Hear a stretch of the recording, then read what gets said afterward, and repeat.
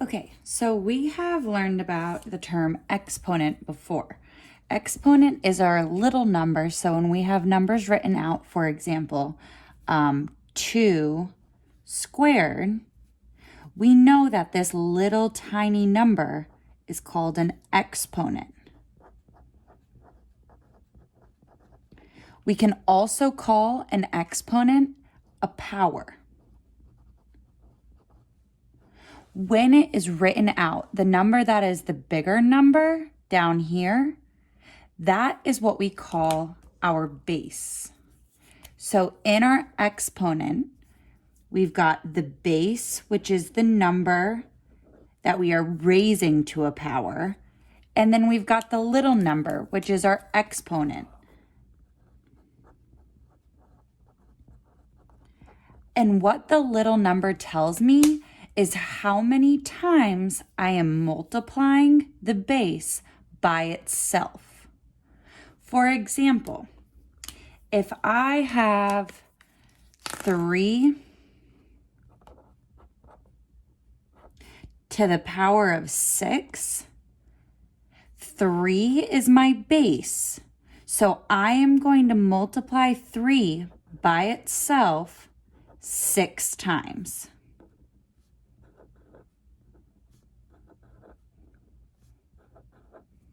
So all an exponent tells us is how many times I'm multiplying the bigger number by itself. Another example could be 4 cubed. This little 3 is telling me that the base is being multiplied by itself 3 times.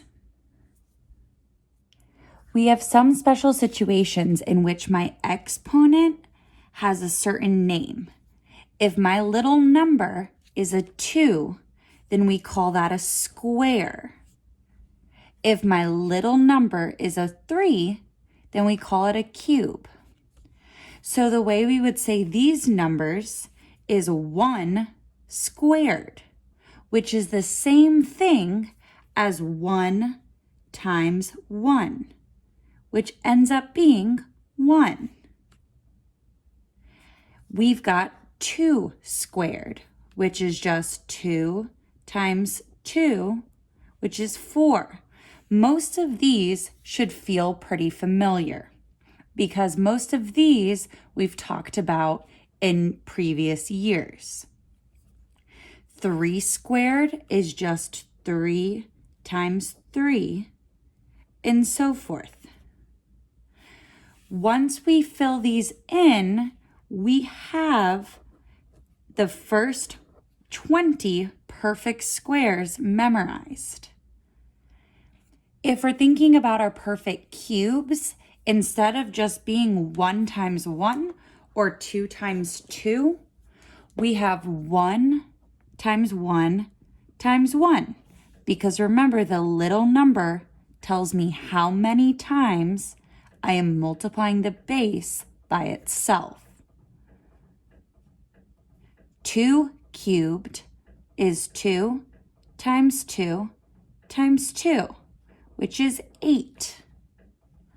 So just like we did for 1 through 20 for our perfect squares, we can also do 1 through 20 for our perfect cubes. It is really important to have at least your 1 through 20 for your perfect squares and maybe your 1 through 12 for your perfect cubes memorized, because this is a really, really good test question on the calculator inactive portion where you wouldn't be able to plug any of this into your calculator. If I have these memorized, it makes working with perfect cubes and perfect squares a little bit easier. Now, just like we've done in the past, there's a way to undo cubes and squares. So just like in the past when we would undo multiplication and division by doing the opposite, so pretend I did 3 times 4 equals 12. The inverse of multiplication we learned is division. So by doing 12 divided by 4, I get 3 because we call that the inverse operation.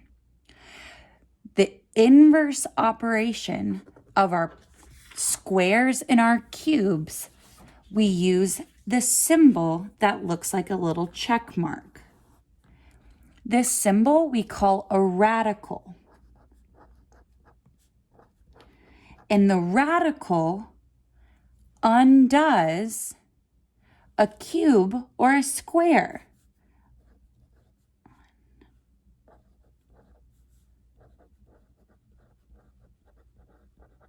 Or undo cubes. If there's nothing beside my little check mark, then we know we're taking the square root. So what this means is we're taking the square root. So all that means is whatever number is inside my check mark, I want to think, okay, what number times itself gives me this number? For example, we could have the square root of 16. And so I have to think, okay, what number, when it's multiplied by itself, which we also call when it is squared, gives me 16? Well, I know that the 4 squared is 16. So that means that the square root of 16 has to be 4. We're just undoing the original question. So let's look at our perfect cubes. So if my check mark doesn't have anything beside it, that means I'm trying to figure out what number squared gives me what's inside of the radical. If there's a number 3 beside your check mark, then that means I'm taking the cube root.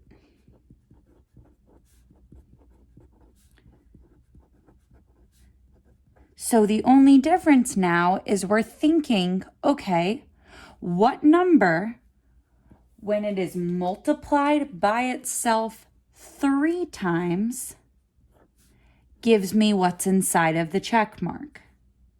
So for example, we could have the cube root of 27. So I know that some number, when it is multiplied by itself 3 times, gives me 27. I also know that 3 cubed equals 27 because 3 times 3 times 3 is 27.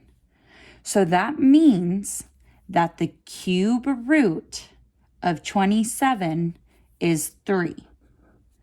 All we are doing is undoing taking the cube, or undoing when we're squaring something. So if we're looking at problems that are similar to this, we just need to know our perfect squares and our perfect cubes. So we know that the symbol for a square root is our little check mark. So you are going to think, what number times itself gives you the number inside the radical? The radical is my check mark. I can use this little cheat sheet up here. So if I'm looking at my perfect squares, I can see that 15 squared is 225.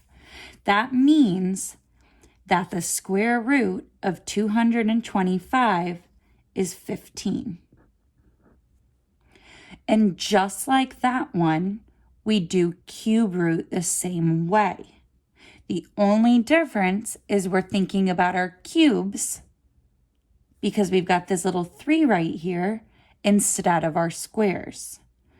So if we are asking ourselves what number times itself 3 times gives you the number inside the radical. So I'm going to look up here and I'm going to try and find 343 because I want a number cubed to give me 343. That's exactly how I'm going to do these ones. The idea is to have these memorized, so instead of having to check your sheet every time, you just know them off the top of your head. So I could look at this and say, okay, the square root of 36 is 6 because 6 squared is 36. The cube root of 64 is 4 because 4 cubed is 64. Okay, for the practice problems for our perfect squares and our perfect cubes and cube roots and square roots is we need to have a number line because this is going to help us with the practice problems.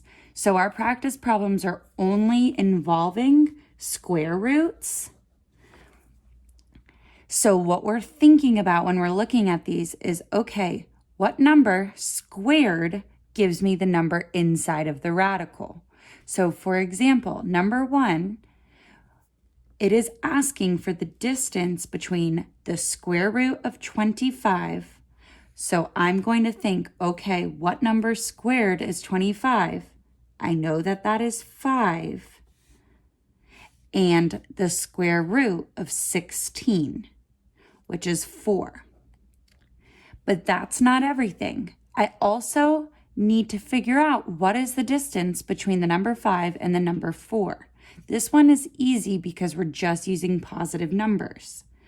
So if I have a number line drawn out and I know I'm looking at the distance between the number 5 and the number 4, there's 1 space between them. So my answer to this problem is 1. It doesn't matter that it goes from 5 to 4 because we're just thinking about the number of spaces. You're not thinking about, okay, negative number, positive number. You're just thinking how many spaces separate these two numbers.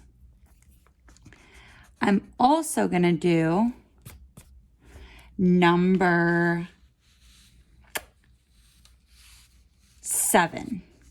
So number 7 says, what is the distance between negative square root of 169 and the square root of 49? So if I ignore this little negative sign, I know that the square root of 169 is 13.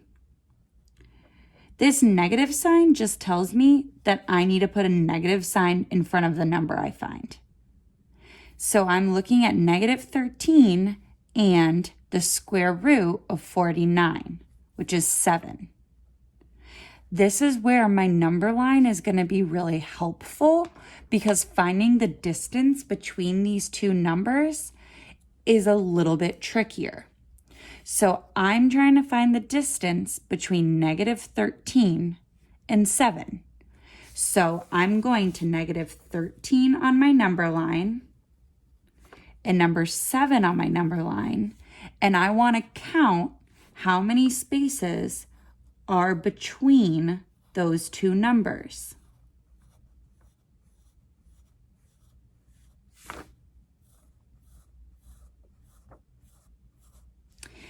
If I count the number of spaces, I get 20. So then I know that the distance between negative 13 and 7 is 20.